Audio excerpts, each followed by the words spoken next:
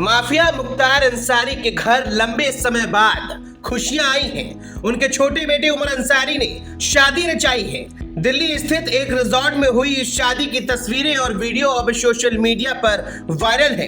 पिता मुख्तार अंसारी और मां आफशा अंसारी की गैर मौजूदगी में रस्मों को विधायक और बड़े भाई अब्बास अंसारी और भाभी निखत अंसारी ने निभाया। अपने छोटे भाई की शादी की तस्वीरें भी विधायक अब्बास अंसारी ने अपने सोशल मीडिया हैंडल से शेयर की और लिखा कि छोटे भाई उमर अंसारी को निकाह की बहुत मुबारकबाद। अल्लाह आप दोनों को खुश और आबाद रखे।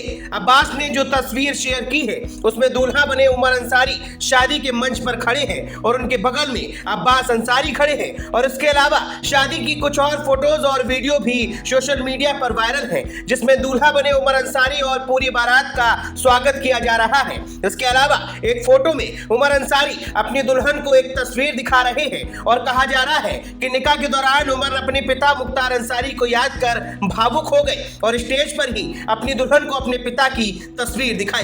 इसके अलावा एक और फोटो में सपा से गाजीपुर के सांसद और मुख्तार अंसारी के बड़े भाई अफजाल अंसारी भी मेहमानों के साथ बैठे नजर आए। बताया जा रहा है कि दुल्हन गाजीपुर के मोहम्मदाबाद की रहने वाली मलिक मियां की नातिन है। मलिक मियां कारोबारी है। उनका पूरा परिवार गाजीपुर में ही रहता है। चर्चा है कि उमर और उनकी पत्नी फातिमा एक दूसरे को पहले से ही जानते थे और दोनों की रजामंदी के चलते ही ये रिश्ता तय हुआ।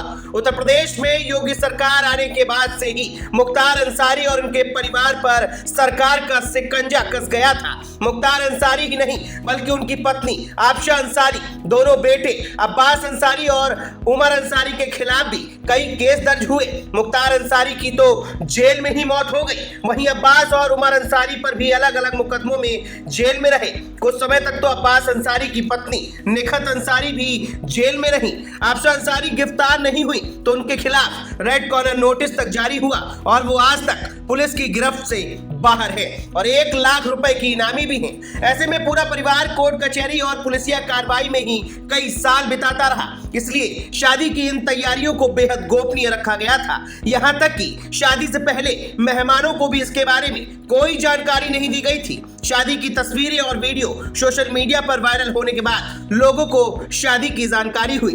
खबरों की माने तो शादी के बाद कल दिल्ली में रिसेप्शन रखा गया, जिसमें सपा के कई बड़े दिग्गज को निमंत्रण दिया गया और वे उस निकाह में शामिल भी हुए। यह विवाह 15 नवंबर को दिल्ली के ही अशोक लॉन में हुआ था और उसमें परिवार के सिर्फ चुनिंदा लोग ही शामिल हुए थे।